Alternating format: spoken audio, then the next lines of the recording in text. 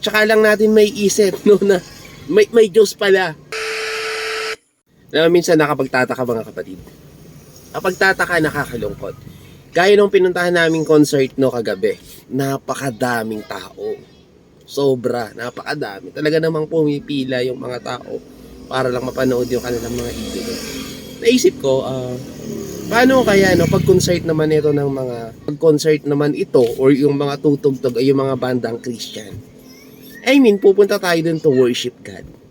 Sabi ko, siguro yung in-announce na 14,000, baka wala pang 5,000 na pupunta. Pagtataka ka, bakit? Pag ganong usapang ayaw puntahan, sa pilitang puntahan, pag-usapang worship, pag-usapang church, sa pilitan, pag-usapang worship, magsasamba, magsisimba, busy tayo. Nakakalungkot. Pero ito na, no? Pag naghihirap na yung buhay natin, pag ginapos na tayo ng karamdaman, pag ito na stress, hirap na tayo sa ating kalagayan. Tsaka lang natin may isip, no, na may Diyos pala. May Diyos pala na kakapitan, may Diyos pala na dadasalan, may Diyos pala na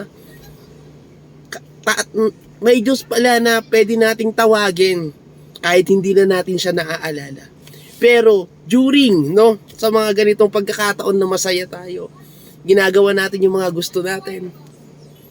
'Di ba? Yung health natin good, kaperahan natin good, relasyon natin sa mga mahal natin sa buhay good. Hindi natin naaalala ang lumikha sa atin. Sad to say mga kapatid, nakakalungkot.